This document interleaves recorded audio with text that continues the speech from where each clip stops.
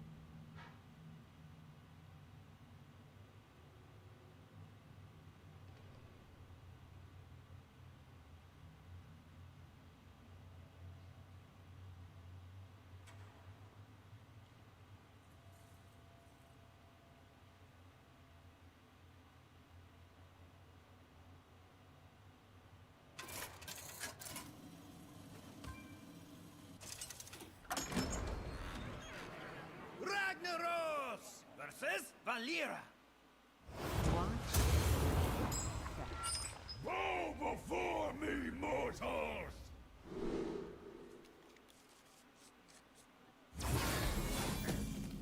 Let's bust out of here!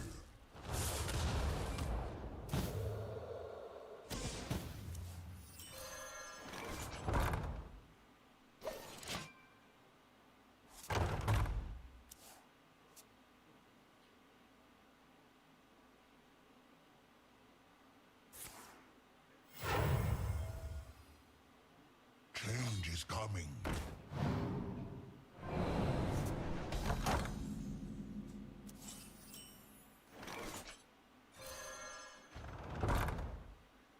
Job's done.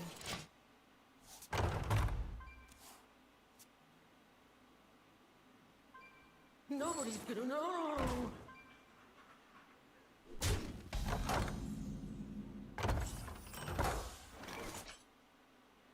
Job's done. Incredible.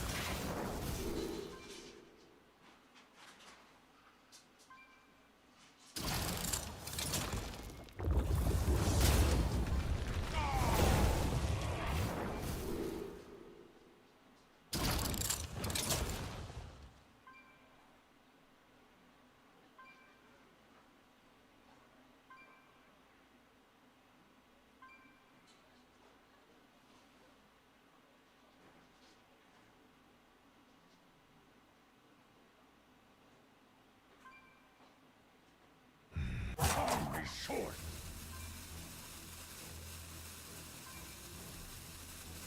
You dare stand against the wind?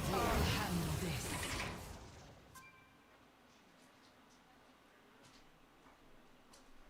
Meet here at midnight. I've got a plan.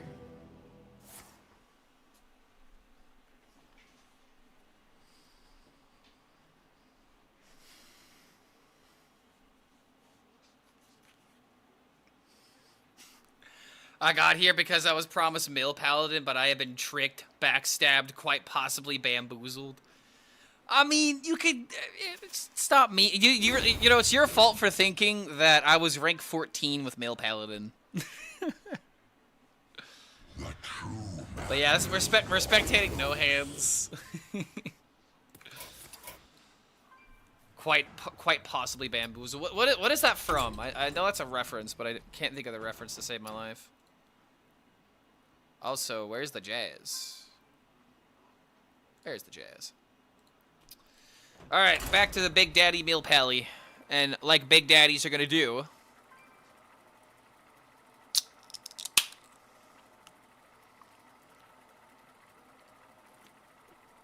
Cheers, chat. Busting out the beers. Today's just gonna be a chill day. I can be a little intoxicated when I tie-dye shirts with my friends later. Arthas. Played your deck yesterday. First opponent was a Rafam Warlock. Did you win?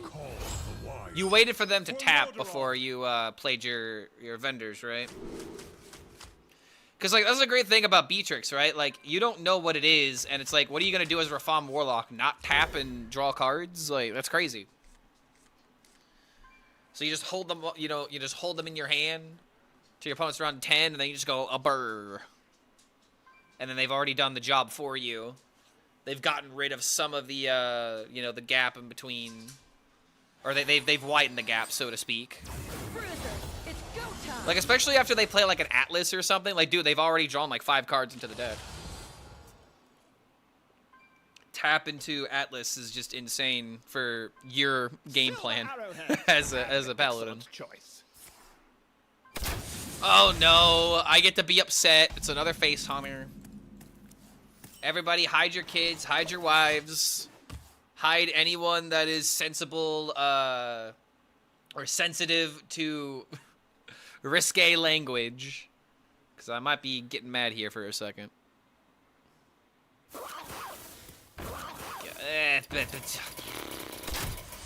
So fun. Yes, exactly. Yay, love this. Love this play pattern, by the way. This is exactly what we need more of. Doomsayer here actually would have been kind of good. But let's be real, it's never going to stick.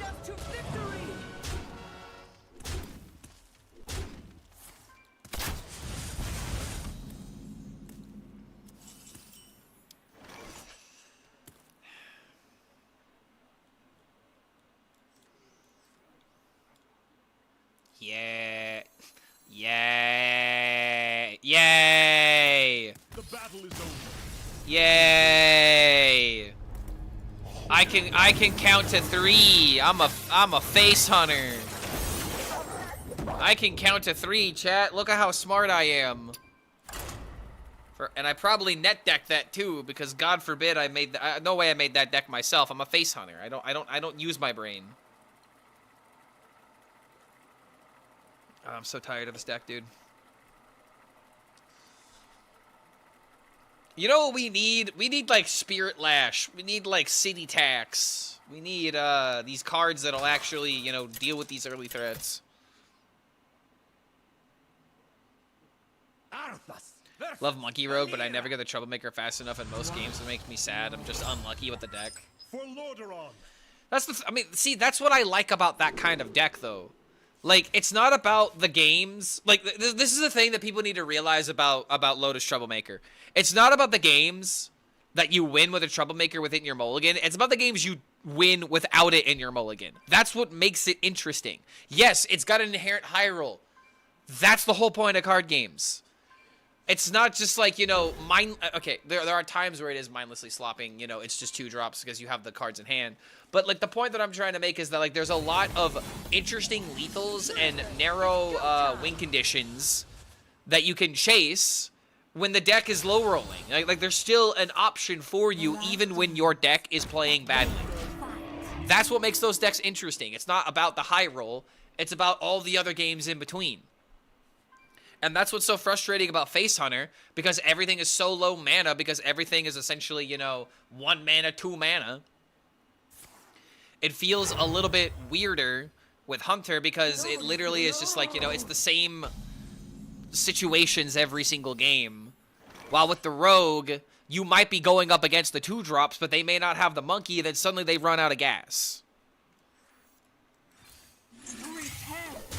Well, Confront the Tovier is just something else completely like different, you know? Like, I still feel like Jade Guardians would be the real problem with this deck that needs to be addressed, but I don't think that's gonna happen because everyone is too busy blaming the monkey for things. But I don't know, dude. I'm tired of talking about what is supposed to be and what's not. I just want the game to be good. And to give me more positive emotions than negative emotions, because at the end of the day, that's what matters. Am I having more fun than I am, you know, having my mood ruined? Because you can deal with a bad loss with a deck that you have fun with, you know? Even when I had stupid losses as Nature Shaman, I still queued another game because I wanted that dopamine from high rolling with it, right? The menagerie is for guests only. I miss that, like, craving that. I have not really craved a deck like that since, like, Lanessa Paladin.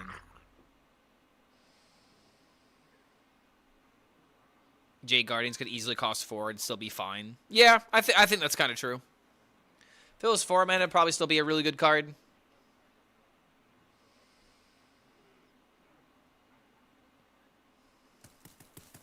Like, you want to know what I want to see more of, and I know a lot of people aren't going to like this, but I'm going to make this take anyway.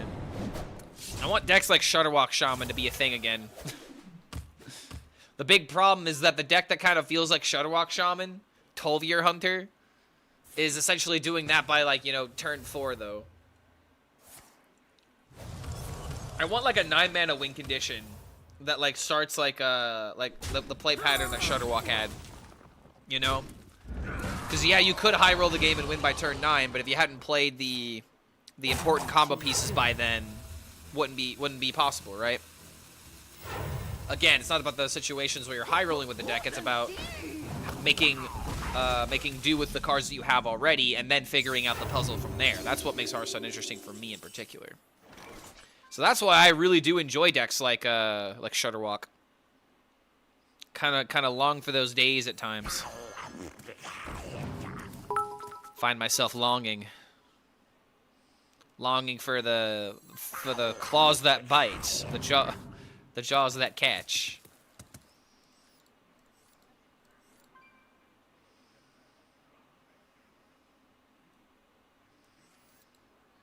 Well, I guess we're just gonna overdraw at this point. Do not touch. We're just overdrawing at this point, dude. Like 9-mana win condition, so Murazon. Nah, man, Murazon's not a 9-mana win condition. He's a 9-mana setup card. Cycle Rogue. I also do miss a good Miracle Rogue, dude. I was really hyped for, like, one deck with Gadget to be playable. Kazakhstan win condition? Now that's another fun card. That meta was abhorrent in terms of tournament gameplay. I remember playing in that. You had to run the Druid. Wait, he's not milling me?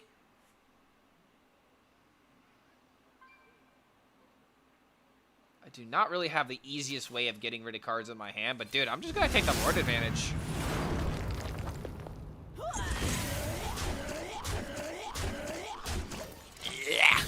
Yeah. Patron Warrior. I would love for a Patron Warrior to come back. Bring back the Death Spite. Bring back the Grim Patron. Bring me back Garrison Commander. Or not Garrison. Warsong Commander. We'll be cooking with fire. Hey, yo, bring back the Pinflinger as well. The original Pinflinger. Some people are having traumatic flashbacks right now because of this card.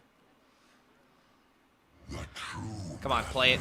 No, he transformed it into a coin! We're not gonna hear the hey, loser! Oh, come on, dude. I wanted that nostalgia.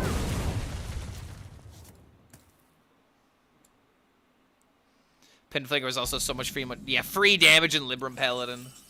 The good old days. I'm pretty sure that was like the first deck that that I saw from Funky Monkey. That was my introduction to Funky Monkey, was him breaking Libram Paladin.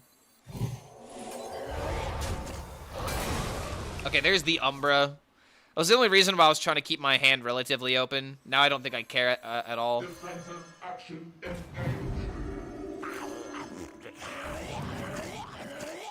Yeah. The light dims, but we fight. Check out my Colossus, my new Paladin Colossal Minion.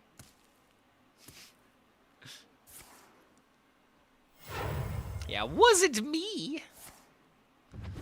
Dude, that was actually like something that I did when I first started streaming. I decided to be like bombastic and try to create like a really big sub goal where if I hit like 1,000 subs, I would shave my not shave my head, but I would do a pinflinger cosplay.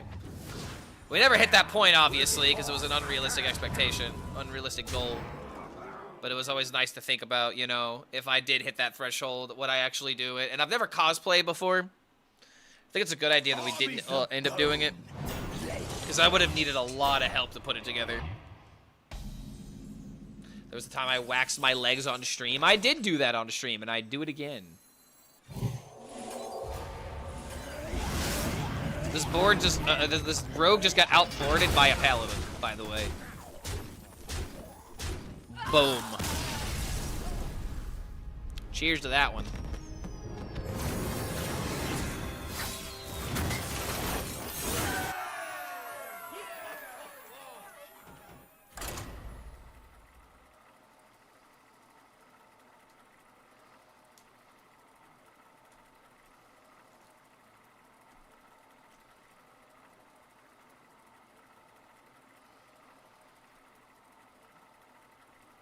Yeah, good old-fashioned fatigue. I don't know, man. In terms of having Hearthstone, in terms of having fun with Hearthstone, mill decks are just old reliable. Like, how can you not have fun with this kind of deck? Yo, Matterwave, thanks for the follow, mate. When am I getting the game director situation is crazy video? I mean, I already gave my take on this. Like, I saw the tweet, and I pretty much made the take that, okay, so he's been game director for the past 3 years, and I've been thinking about the past 3 years of Hearthstone. And I would argue, you know, 2 of those last 3 years were quite literally the worst, like the worst years and the worst states the games have been in the game's history. And now he's kind of leaving, and, you know, it kind of rubs me off the wrong way, you know? He's also the person that was mostly responsible for the ideas of putting in gotchas into Hearthstone. So I can't help but wonder how much of a payday that was potentially for him, not just for Blizzard, but particularly for him. And it just really doesn't sit well with me that he was here for 3 years, did stuff like that, probably benefited a lot from it, and now is, you know, just kind of gone. So, I don't like thinking like this. And obviously there's a lot that goes into this decision, so I'm not making, you know, any accusations, but at the same time, all these coincidences kind of don't sit well with me. So it's like, I wish him well in his future endeavors, but at the same time, the last couple of years of Hearthstone have been kind of rough, buddy. And as game director, the game's success is kind of, you know, tied to your success. And if you're successful and the game isn't successful, then that's a red flag. Just gonna say. Doesn't sit well with me, 100%.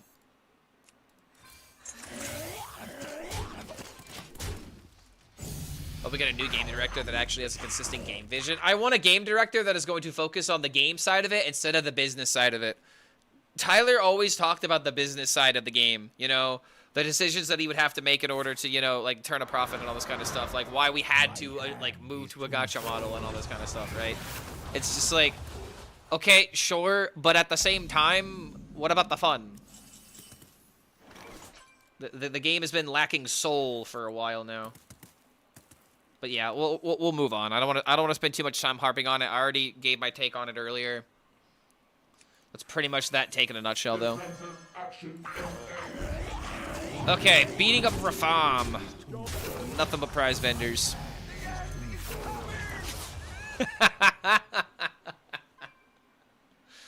See, like, this is the soul that the game needs right now, is more Doomsayers. More playable Doomsayers. Go on, take a bite. Dude, he's still gonna be drawing cards, the fool.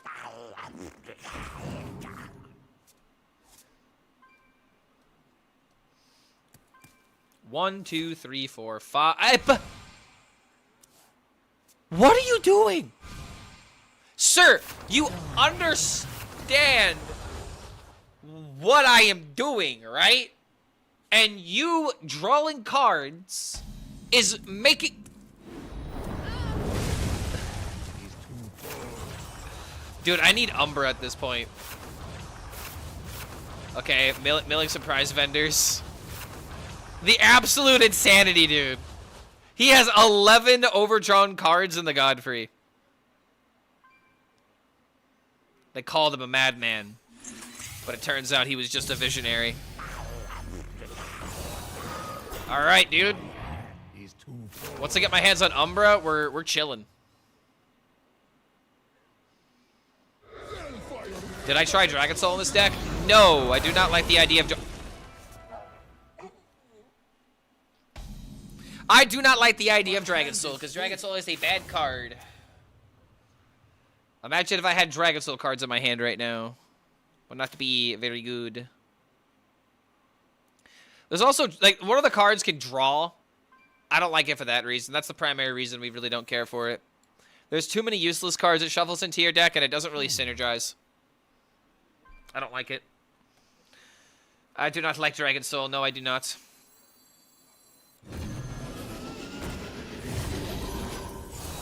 Big Rafam is now Tiny Rafam. You laugh now, but his entire deck is 1 mana less. All right, great. You still have 20 life.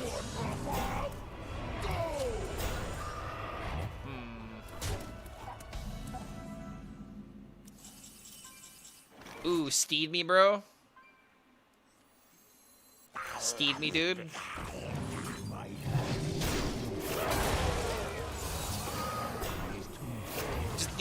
He's just gonna die. Like, you're not gonna be able to spend all this mana. You don't have enough board slots. You don't have enough, you know, spells to throw. This guy is just focusing on just drawing and spending mana. Which, all things considered, this is what you want to do. Rat on Umbra, please? Why would you ever wish something so dreadful upon me? Bro, just literally, like, how dare you? You are literally wishing bad omens against me. Come closer, critters. I'm going to be a real... Okay, bro, he is doing a good job keeping his hand full. It's a lot of cards he just played. Another draw, though.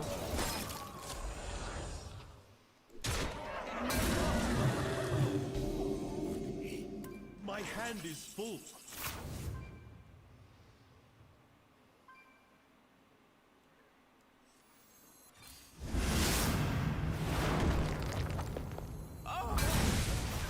Oh, that's all the Rafams. No more Rafams.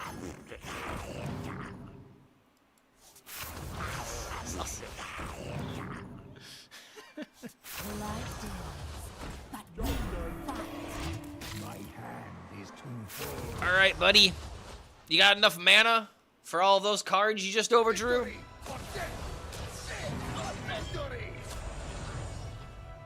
Because this is now 15 damage. And every single time he draws more into the deck, it gets even faster.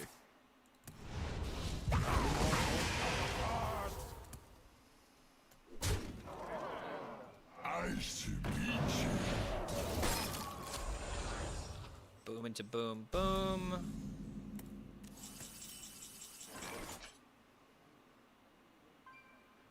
I mean, now I guess we just commit the Ursul. Now we just win in 2 turns.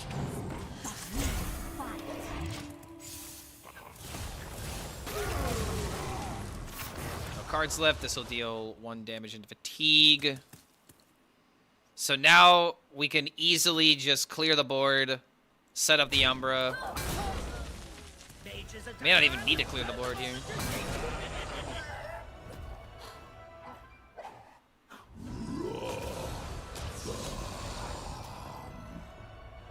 I'm going to be a real headache.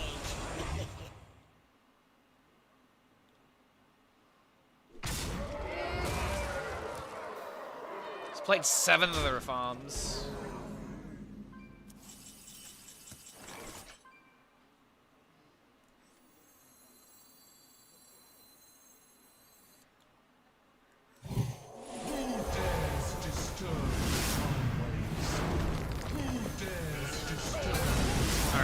Doesn't have enough time.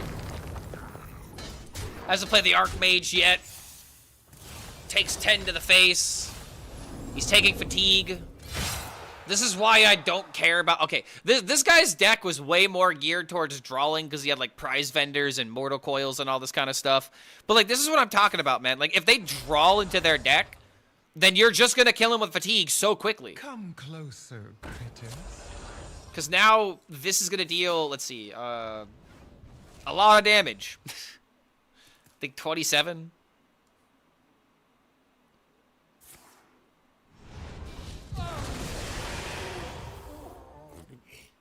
On top of the fact that I also have Renewing Flames, potentially.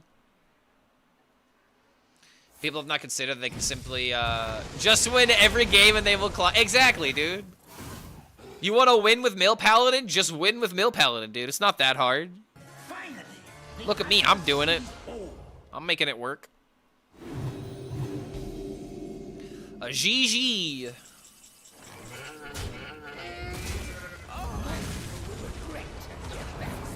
Oh, you know what I should have done? I actually should have played Equality. Nah, he's still dead to the fatigue draw anyway. But that Equality would have been turbo GG.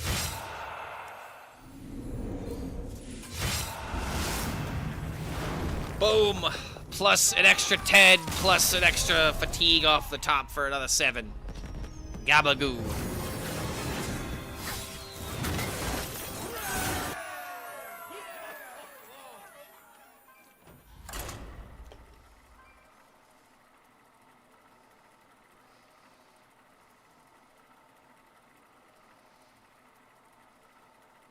What are the odds we'll ever get Akanai Soul Priest back in Standard? I mean, it's not really going to matter if we don't get Circle of Healing, and that's the thing. I don't think they're ever going to remake Circle of Healing or ever reprint it. I feel like it'd be fine. I'd be fine with, like, you know, Wild Pyromancer, Circle of Healing kind of combos. Arthas versus Reform. Just in time to witness my genius. The start of game, Akanai. Flash Shield's immediately dealing 5. Would that be too crazy? Or just crazy enough? Okay, I guess the Warlock again? Wait a minute, dude. What is this? Is this gonna be freaking Egg? He doesn't have 40 cards in his deck, but I'm still just gonna keep these cards.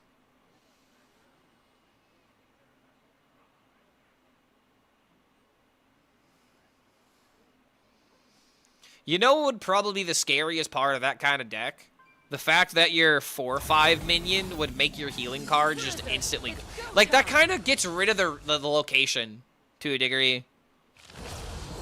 Location would just be so useless at that point. Which gives us a hint they never do that. But yeah, you play the 4/5, your flash heals are dealing 7. You have the Restore card as well. That's now dealing 8. That's actually just 12 damage burst already. Like, oh my lord.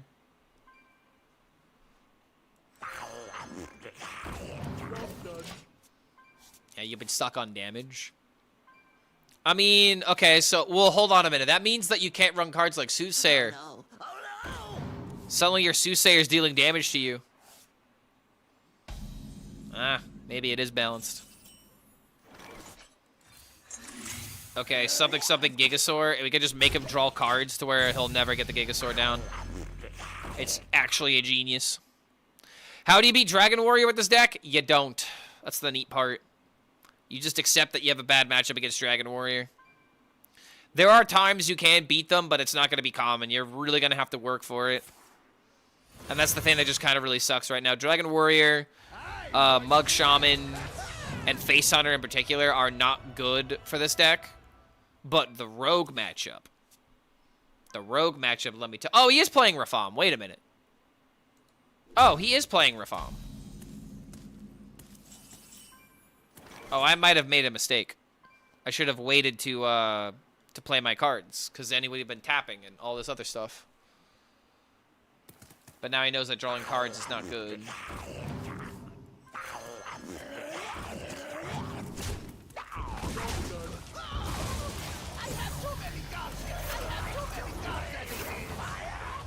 Deck tracker only shows at the start. Yeah, I know, right? Like, I was basing it off the deck tracker. Pretty sure deck tracker used to tell you that, but I guess they fixed it. It's technically an advantage, so.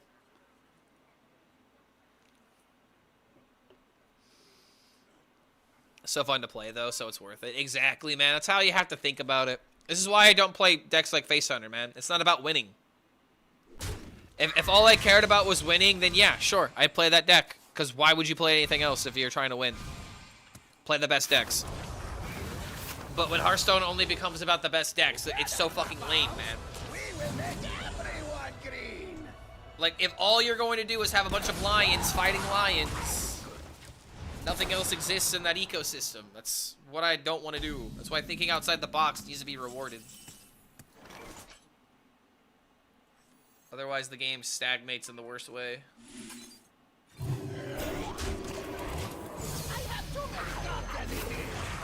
Alright, I kind of have too many cards myself. My opponent is kind of paying attention to their fatigues. I used to wonder why no one played the 8-cost Paladin card that summons a 10/10 with Ursul. After playing a couple of matches with the Paladin on Hero Power, I realized why Flames is better. Yeah, it's just... You don't really get a lot of the like that immediate value. Oh, Curse Chain. Hello. You gonna play a Herald, or you just gonna look at me with those pretty little eyes? Alright, this is a little bit of a rough spot to be in. Quality gone. My hand is full. Another AoE gone. I have too many cards as it is. Giving up on playing decks that encourage or require thinking, playing Dragon Warrior until Blizzard gets back in the kitchen. Nah, dude, play this deck.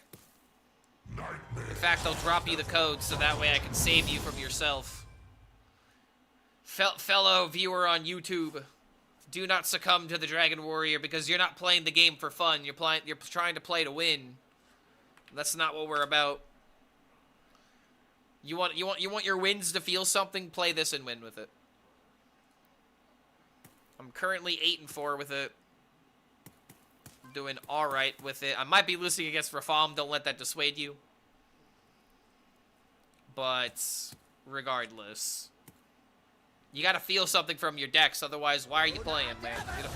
You don't enjoy playing the Dragon Warrior. You made that abundantly clear by that comment. You know what? You're preaching, brother. Good stuff. Let's get it. That's what I'm talking about. I saved him. He was reaching out for desperately, chat, and we literally converted him just like that. Where are my Rip Bozos at? We saved this man from Dragon. There's one less Dragon Warrior in the world because of me. You're welcome. I'm so happy that I could help you, Rar. Enjoy the deck. Stick around for some advice. Feel free to ask some questions. This right here is why Hearthstone keeps me around. I have too many cards as it is. Alright, this is kind of bad, not gonna lie. If I got that spell, I maybe would have considered playing it with Pyro. But he'll make some trades and I won't get my value next turn.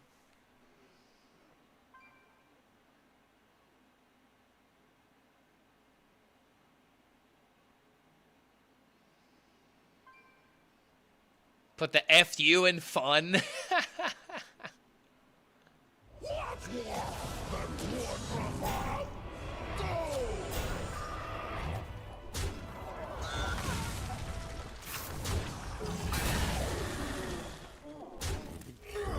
Those are big bombs.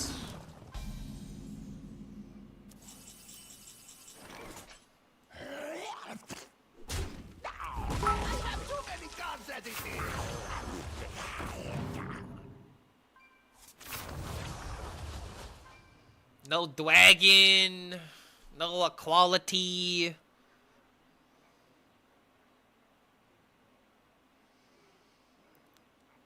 Go for it again. I don't think we can hide behind Righteous Protector into Doomsayer. Which path to choose? Yeah, it still gets cleared. Hope and pray.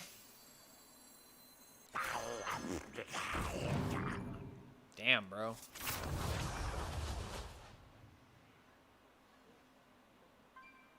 Defensive action.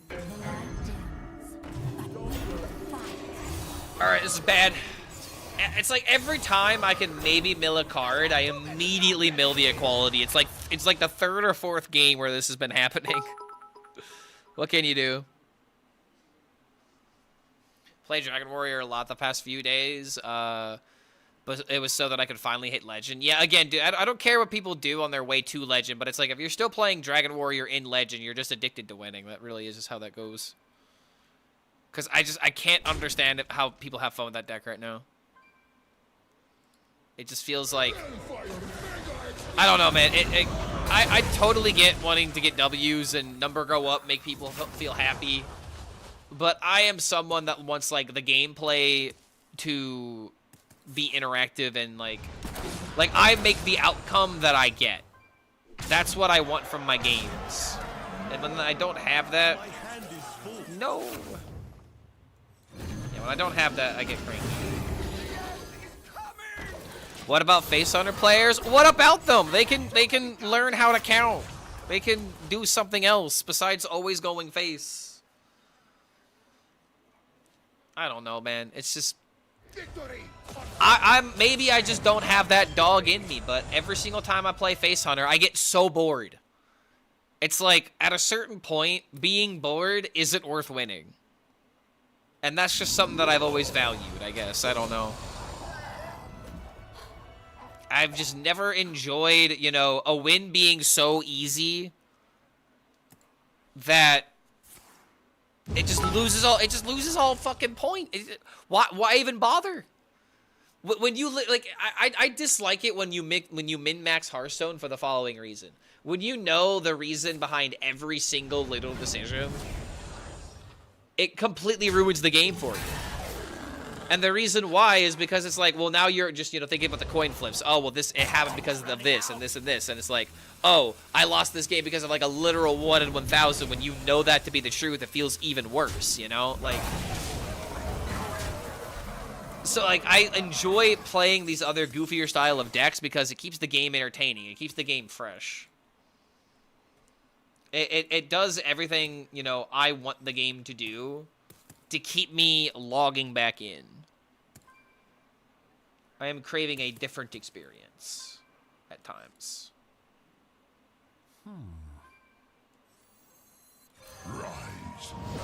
It ultimately just comes down to, if it's not fun, why bother? And playing the same aggro curve over and over and over and over again just doesn't do it for me. It does not get the dopamine flowing. How does Mortal Coil draw on a card without killing the minion? Thought Mortal Coil only drew a card if it killed the minion. No, dude. That's not at all. Wait, hold on. Wait, you're getting me confused with Toil. He played Toil, and he did play Coil. But he played Coil first, didn't draw. What you probably saw is that he played Mortal Coil and then got a card back from the Godfrey. But I'm pretty sure, because I remember he did that to avoid a card draw, which he does need to do in this matchup. But he's getting cards from Godfrey. That's why Octazari DK, Octazari Demon Hunter was the best deck to ever exist. That was such a content deck, dude. I have come up with 2 Judgment Paladin decks. What do you think? We got some Egg Paladin going on. Some Egg Paladin gameplay. Like, I want to incentivize creativity, bro. And that's another thing I despise about Face Hunter. The most creative thing you can do with Face Hunter is Rat Belly. Which, granted, is kind of cool. But when it serves the same purpose of just doing what the deck already does, it's just like, god damn it, man. It just ruins the fun. I really just hate Hunter, man. I really do. I really hate it. It looks like I'm losing this game.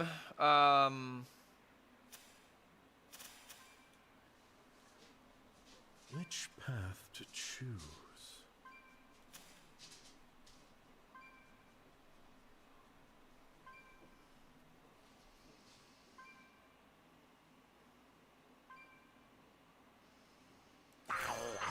I have too many cards as it is.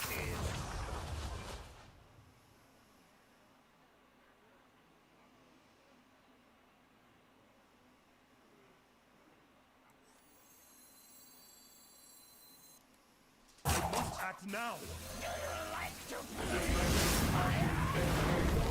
I don't think I can win anymore, unfortunately.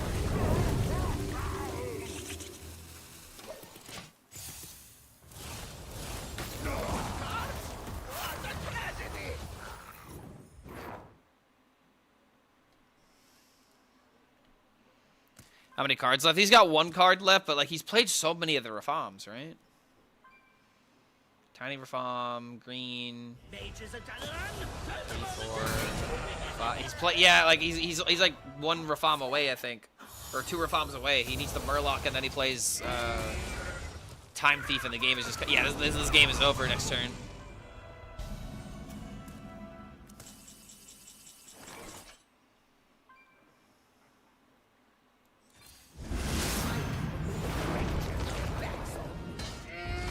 It's not gonna be it. Wait, hold on. What about the Ursol? Could this happen? No, it's not gonna be enough damage. If I had a quality, then maybe.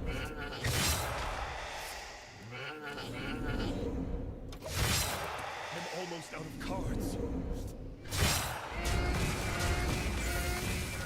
Well, we'll let him get it.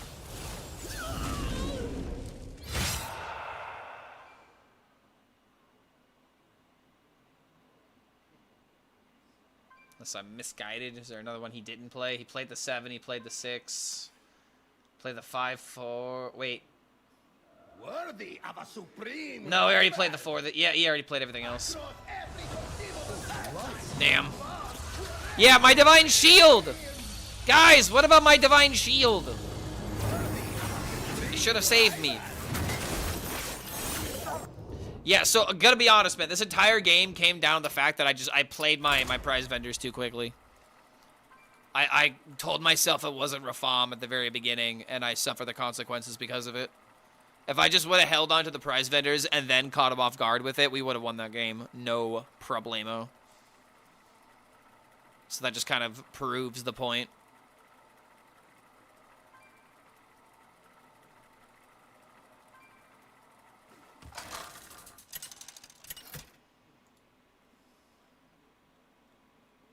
Arthas versus Garrosh.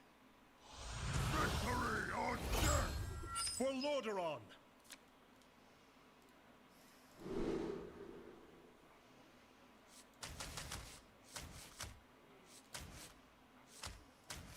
Oh no, Dragon Warrior. Do you usually hold on to prize vendors early game? No, it's specifically against the Rafam matchup. You need to bait them into using their tap. That matchup is turbo winnable if they play some of their card draw tools. But the moment that you play, you know, prize vendor, they are aware of what your game plan is, at least if they're smart. And they won't draw a lot of cards. So the moment they end up playing, like, you know, 1 Atlas or something like that, you know, you get some major advantages for it.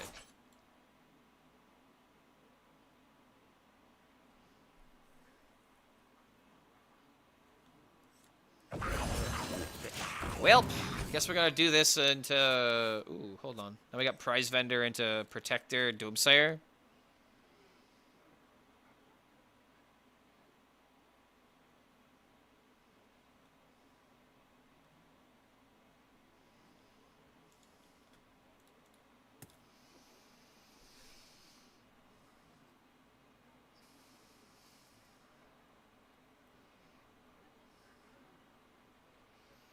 Yeah, the Husk does protect you from Rafam. If I were to somehow randomly generate that. When I saw that Tripwire card, I was hoping for a Garrote Rogue style of deck, but of course it's just Face Hunter. Yeah, you would... yeah, Miracle Hunter with like a Tripwire OTK. Now that sounds kind of cool. But, of course, it's too cool. And that's why we'll never get it.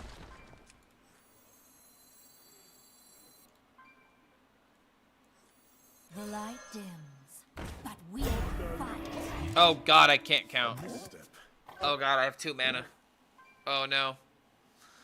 Oh lord, I thought it was turn 3. Oh no, the beer and my fatigue are starting to get to me now.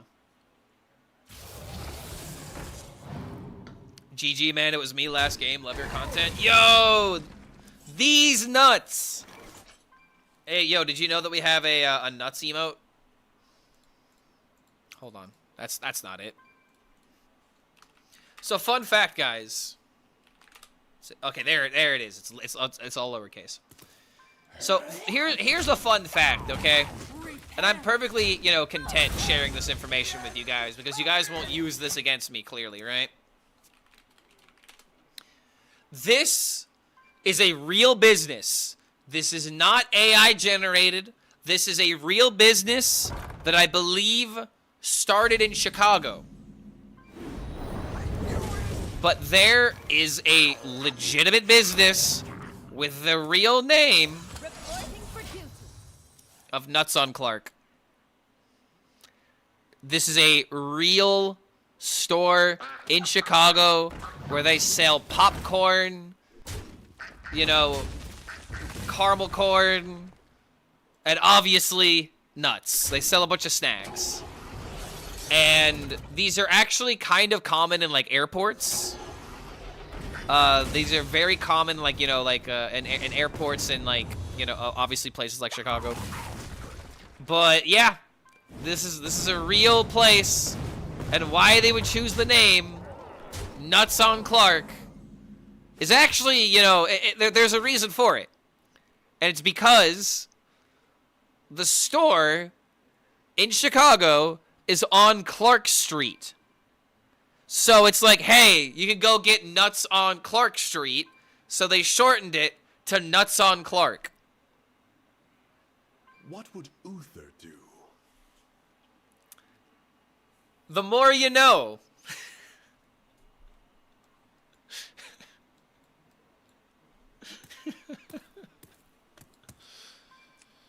The more you know, guys. It's yeah, nuts on Clark. Fun little business, right? Hilarious. Yeah, Clark is the street. Yeah, YouTube already knows. Clark is apparently a pretty major street in Chicago. But there you go, little fun history for you. Yeah, AI is getting too advanced. They're overpriced, but it's good. You used to see it every day at the train station.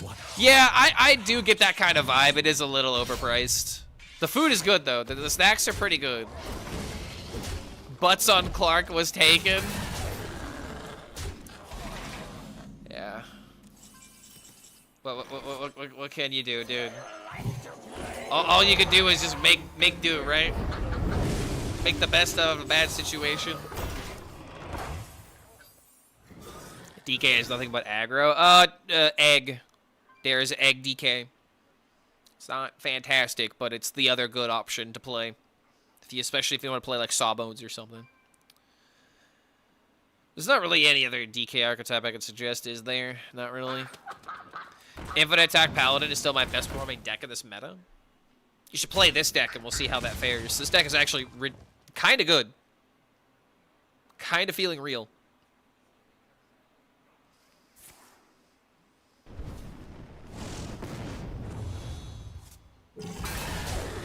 Clark, what's my favorite Muse song? So I really have not listened to that many Muse songs. I hate to say just Knights of Sidonia, but you know. No one's gonna take me alive. Time has come to make things right. Yeah, that's a really good song. It's got a really solid build up. And then once the, you know, like that song is really, like, it's a vibe. Okay, I guess we're just tokening into Spike Ridge. I could also play Second Chrono, which honestly doesn't feel that bad here. So I'm just gonna play Second Chrono. Watching a stream after a while, what's changed? We took out some of the lower curve cards like the Glacial Shards and some of the other like cards that can get pulled from the reinforcement aura, and we've now added in the Ursol Renewing Flames package and a curator. Is this list better than the one from your YouTube video? So far, it's feeling that way, but at the same time, you're just gonna have to accept bad matchups. Like, if the Dragon Warrior gets a Draco Rex that has the Reborn with full enchantments, then you're just gonna have to accept that you were cooked from the very beginning. So that kinda sucks. Wait, hold on a minute. Hey! It comes back with one. Get that shit out of here. You will come back with Reborn, and you will like it.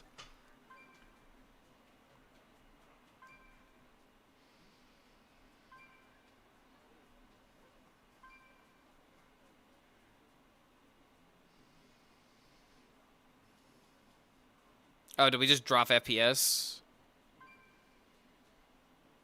I'm not seeing anything on my end. Wouldn't be the first time OBS has lied to me, though.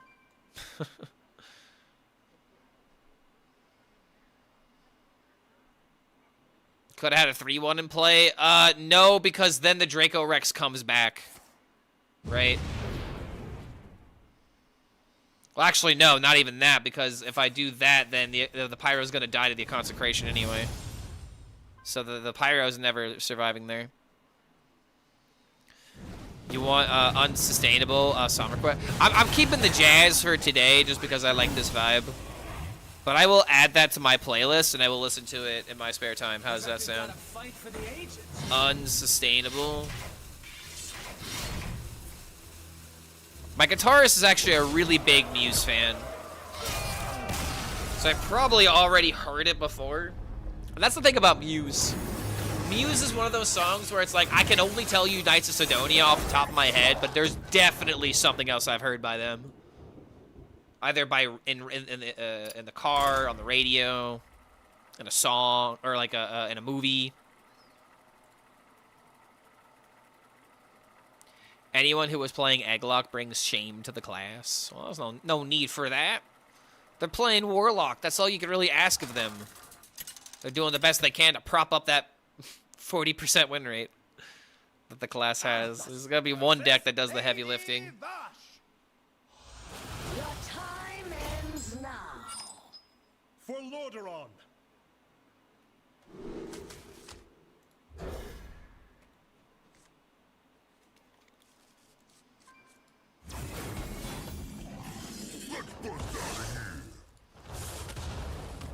Bruiser, it's go time.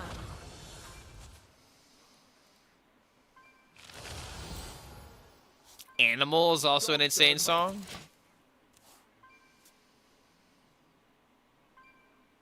Bada bing. Why not the 5-drop that pulls 2 rushers from the deck? It's... Hey, I got you. It's 5 mana is the main reason why, and if you're spending 5 mana on that late in the game, it's usually not that good. It's usually the lower performing card. What the fuck?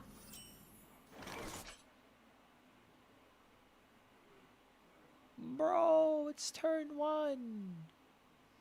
If he had the other frog, he would have the double battle cry all ready to go. Holy light.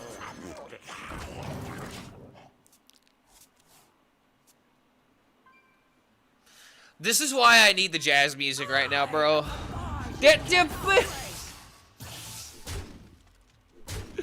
What? Why? Why does this world hate me? Okay, we could just conk it away.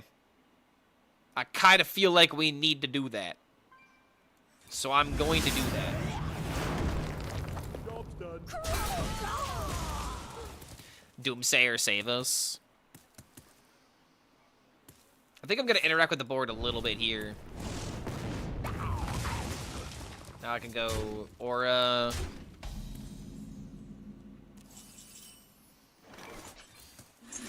Alright, there we go. That top deck is exactly what I needed to see, because now I can play the time waves and not care. Oh, Lord. Wait, he wasted the double battle cry. I'm playing a minion. I'm playing this minion. The menagerie is for guests only.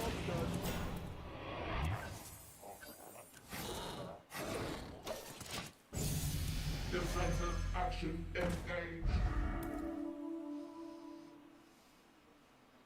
Death itself draws near. Right.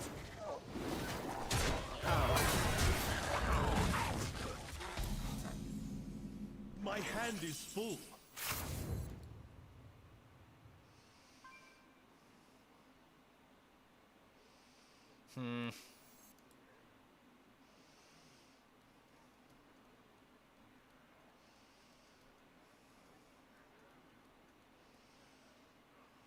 What would Uther do? Do I really want to do it this way? Equality into time waves. If I just play the time waves, I can trade in here, but then it leaves this alive. It just doesn't seem like a reason to let all this stuff live. I get to keep my minion around. He needs to rebuild the board, which really matters with a deck like this. We have more board advantage. Yeah, this is a good use of equality. I'm just thinking, you know, I need to get more value from it. It's my greedy brain taking over. Bada bing. I got another equality even if I do need it.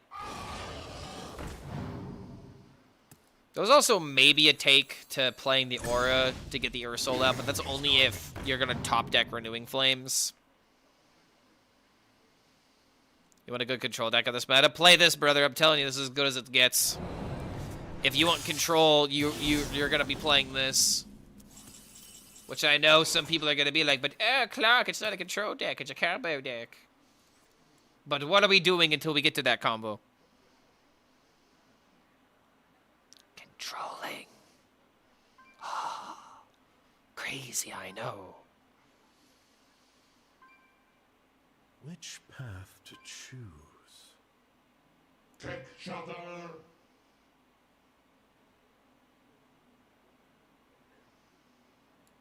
Sands of time!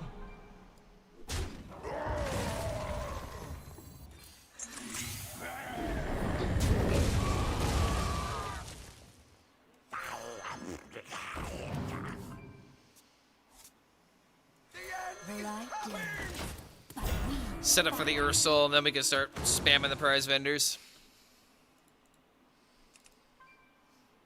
Much Hunter at Legend? There's a decent amount of Hunter, unfortunately. Can't get out of Diamond 1? If you want to get out of Diamond 1, play Mug Shaman. Just a matter of time.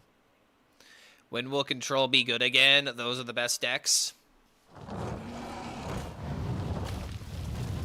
Your guess is as good as mine. I do not know, good sir. However, it's the only thing I have been advocating for. Give me Defile, Blizzard, and everything will be forgiven. He's like, oh yes, I'm so smart. Oh, look at all my damage going to the face. Check, please. I'll take that check now. Yeah, not gonna lie, dude. Ursol Renewing Flames, I always underevaluate how good this freaking combo is.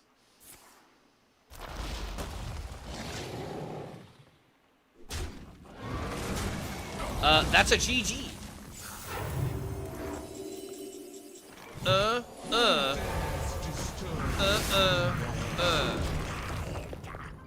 Full BM.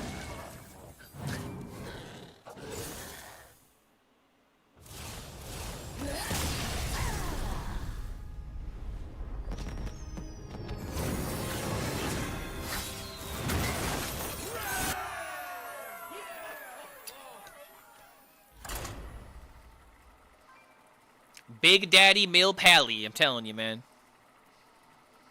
Big Daddy Ursol really do be carrying the games.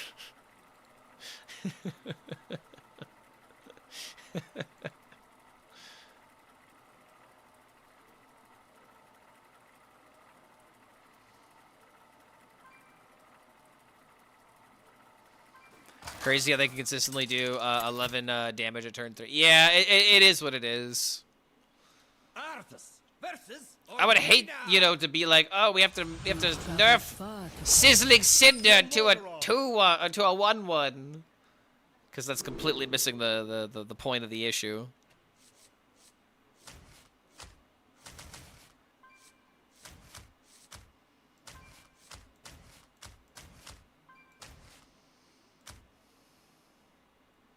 Against a druid, it's probably got to be a chef deck, right?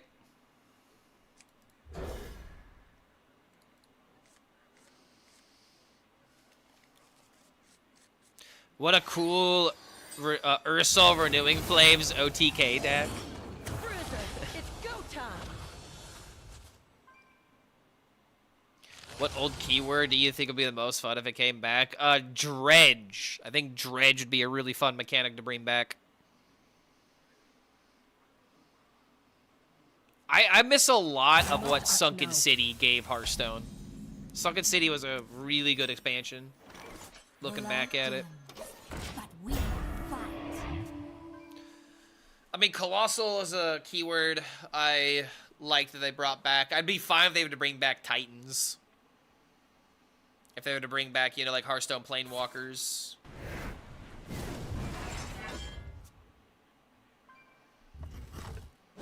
My take on Warrior, I don't know. I just want to be good with the new cards.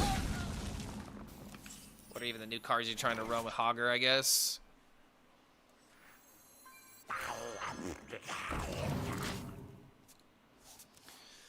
Scramble for Gear should be a nuts card, dude. I say cut the Pickpocket. It's terrible. You have Crowd Control, Erupting Volcano, Scrappy... Yeah, dude, I don't know. Like, I really dislike Scrappy Defender and the Pickpocket. I feel like I should make a video about this. Like, I actually have a note written next to me with the title, The If Paradox of Hearthstone. Where, like, the biggest cards that I have the most amount of frustration with are the cards that say if, and it's like case in point with Scrappy Defender. If my deck has 25 more cards, then suddenly it's a good card. But if I do not have that, then it's a really bad card. And I feel like what we need to do is to make the card good by itself. It should be a, what, okay, 4-mana 2/7 with Taunt. Should be like a 3/7 or something, like a 3/5. Like, I don't know, make it a good card by itself. And if you have the extra bonus, or the bonus of the if statement, then it should be an even better card. And I just really dislike this, you know, feast or famine position that a lot of decks find themselves in. Because, like, it's like, why am I ever going to play this card if I'm not going to get that much out of the card? Like, case in point, Handsome Birch right now being like, I'm going to take out the Defender for Bulwark. And you'd be right. Because you also get another legendary from Hogger, right? So you have 2 Bulwarks. That's kind of cool. Inspire is the worst keyword. It's one of the worst. I'd say Joust is worst, honestly. I'm not a big fan of Joust. It's again, it's like literally what I'm just describing, the if statement, you know? If the Joust works, then you have a good card. And it's like, wait, what? No, but it failed.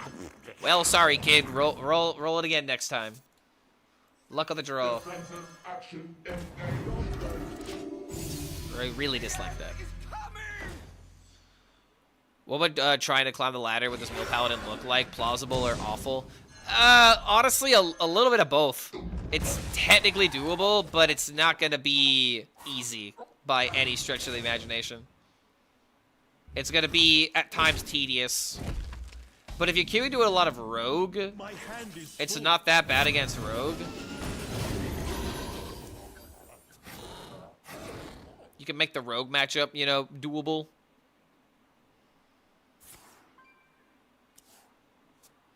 Oh no. I'm getting styled by the Ashar Triumph. Ugh. Sorry, I had a long day yesterday. Still kind of tired from it. secret ingredient is love. That's it.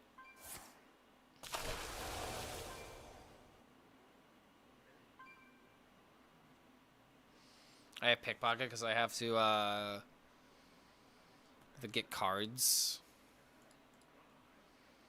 I mean, you're running for glory. I mean, why not try to make use of Acolyte of Pain then? Acolyte of Pain with weapon. You could put in potentially the location as like a way of proccing it, as well as enabling torch and all these other synergies. That might be the way.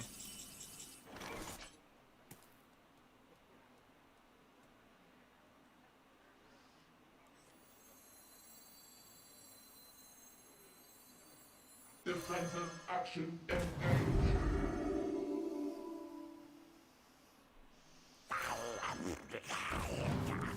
Oh man. Come on. There's the equality. Hoping for equality, hoping for renewing flames. Umbra.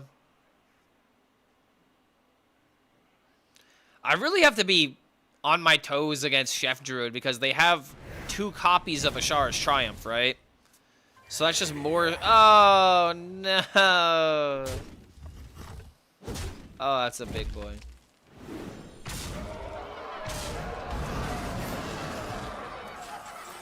There be the renewing flames. Take shelter.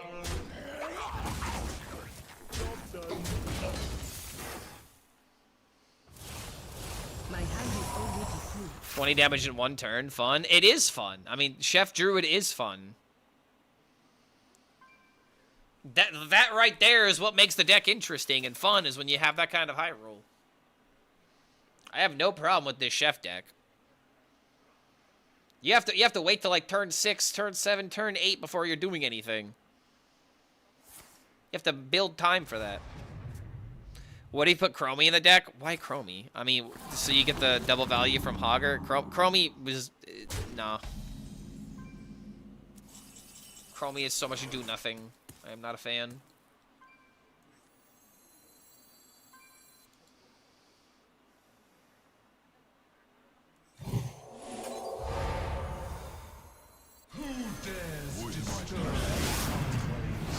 Ayo, we have a chance. Getting bopped for another 10.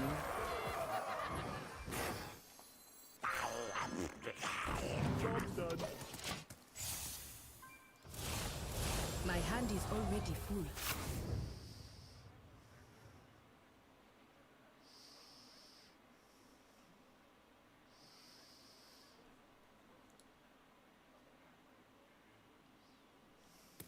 Your last card? You can't fit in Elise. I feel like Ysera is fine.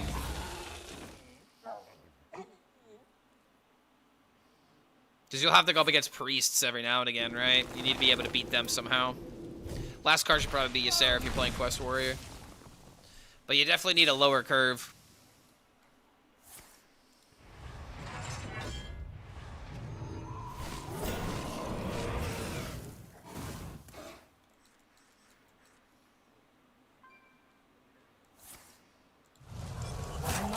Either that or you can run the fire removal card. If you have enough fire cards. I don't know. I really don't like double decimation either. Decimation should probably be something else.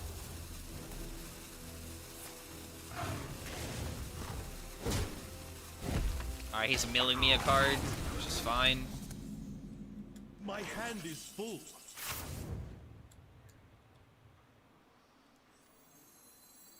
Who dares disturb my ways?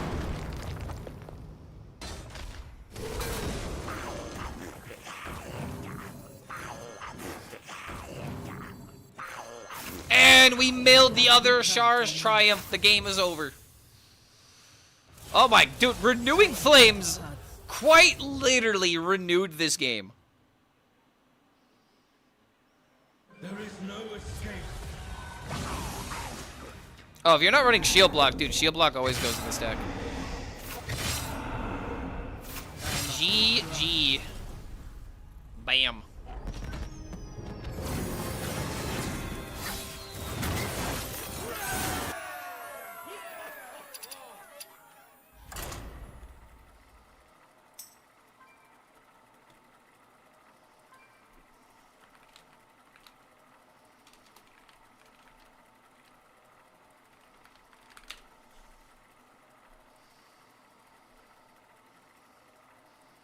Have no hope for future metas. Decks are simply uncontrollable nowadays. Yep, and you're going to have to get used to it.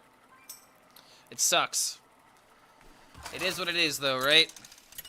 We get to have the board-based meta, and we get to remind people why board-based meta is not as interesting when the only thing that matters is curve. Too far. For Lordaeron. Like, I want more minions like Lotheb. I want more, like, big, bombastic minions like Titans. I do not just want, you know, Curvestone 2.0.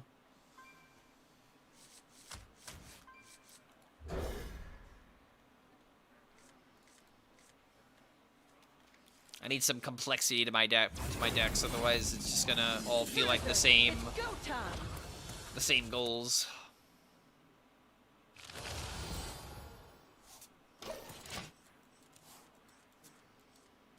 Yeah, we have Colossals.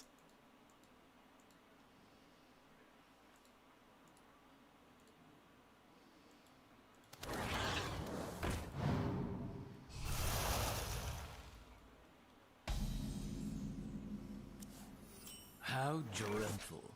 Hail and well met. Mill Paladin, how fiendishly droll.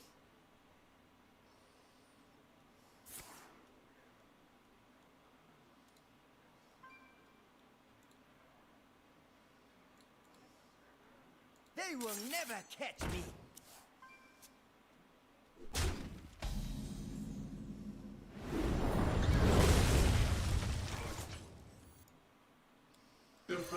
Alright, I'm just gonna put this up to try and get a pick or something. I doubt it's gonna work though.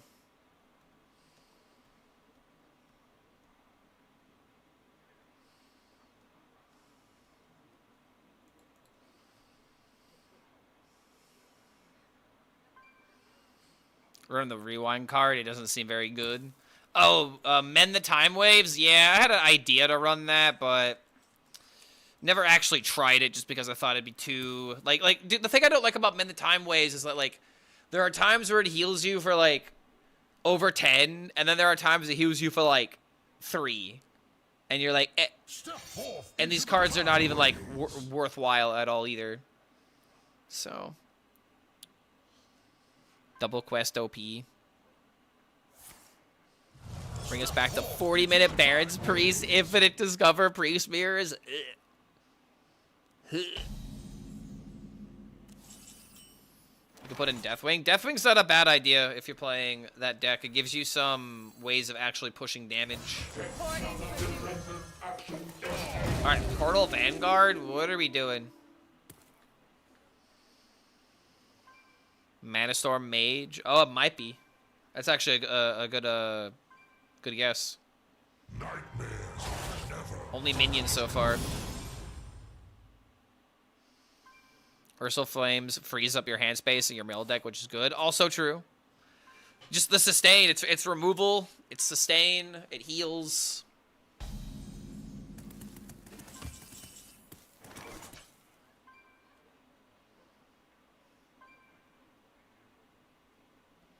The light dims. There are two types of people. Those who consecrate like cowards, and those that go face. Final list.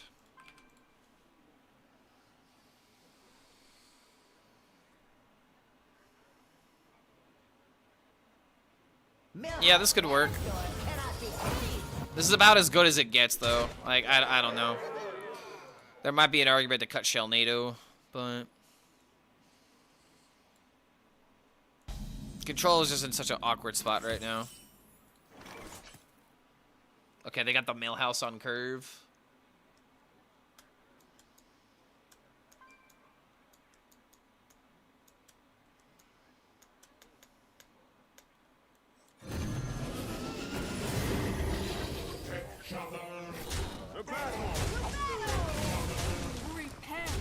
Alright, we could potentially win on the board.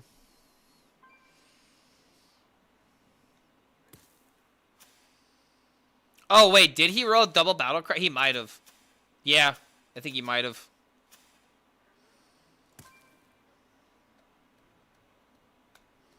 So he can make 2 0-1s.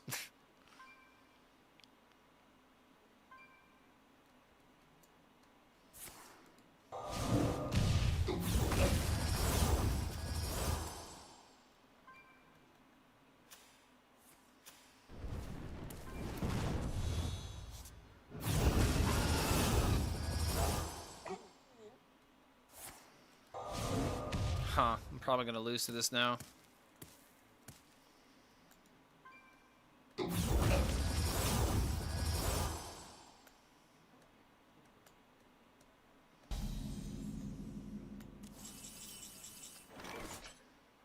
Well, this is about as bad as our draws can be.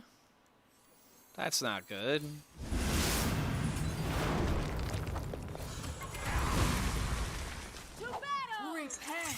Reporting for duty. Well, that kind of sucks. It's not even the fact that he's quote-unquote high-rolling me, but I've drawn every single expensive card.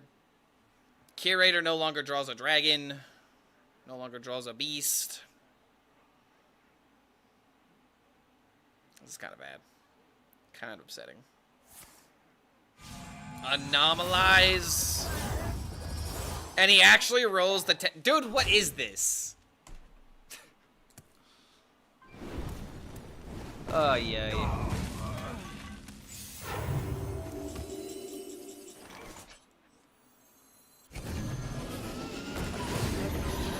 Oh, I can't fucking count. I'll just give it to him. I'm honestly probably gonna call it here, not gonna lie. Dude, I need a nap. I'm so fucking just burnt out from yesterday, guys, not gonna lie. Honestly, though, 10-7's a good record for today, especially with me not being 100% here. But thank y'all for being here. I think I'm gonna go ahead and just call it early, though.